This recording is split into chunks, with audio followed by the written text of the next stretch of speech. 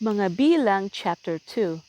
Sinabi ni Yahweh kina Moises at Aaron, ang mga Israelita ay magtatayo ng kanilang tolda sa paligid ng toldang tipanan sa labas ng hanay ng mga Levita at bawat angkan ay sama-sama sa ilalim ng kanilang watawat.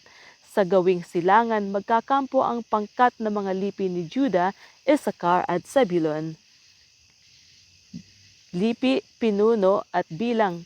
Juda, Naason na anak ni Aminadab, 74,600. Issachar, Nathaniel na anak ni Zuar, 54,400. Zebulun, Eliab na anak ni Helon, 57,400. Ang kabuuan ng pangkat na ito ay 186,400. Sila ang mauuna sa bawat paglakad. Sa gawing timog naman, magkakampo ang pangkat ng mga lipi ni Ruben, Simeon at Gad. Ruben, Elisor na anak ni Sidior, 46,500. Simeon, Silumiel na anak ni Surisadai, 59,300. Gad, Eliasaph na anak ni Duel, 45,650. Ang kabuuan ng pangkat na ito ay 151,450. Ang pangkat na ito ang susunod sa pangkat na pangungunahan ng lipi ni Juda. Maging sa paglilipat ng toldang tipanan, ang pangkat ng mga Levita ay mananatili sa gitna ng ibang mga pangkat. Sa pagpapatuloy ng paglalakbay, mananatili ang bawat pangkat sa dating ayos sa ilalim ng kani-kanilang watawat.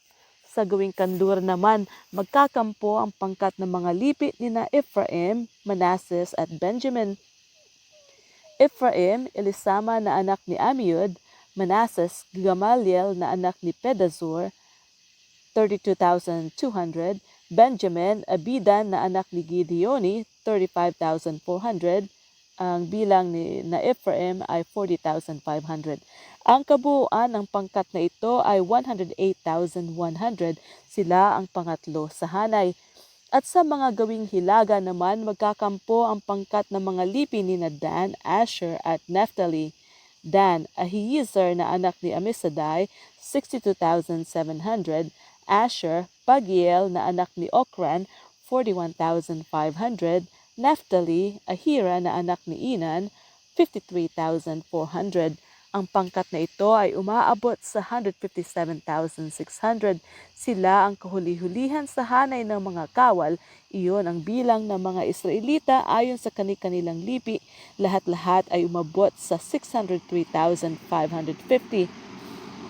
Hindi kabilang dito ang mga Levita tulad ng ipinagbili ni Yahweh kay Moises na huwag isasama sa census ang mga ito. Ang lahat ay ginawa ng mga Israelita ayon sa utos ni Yahweh. Nagtayo sila ng tolda sa ilalim ng kani-kanilang watawat at pangkat-pangkat na nagpatuloy sa paglalakbay.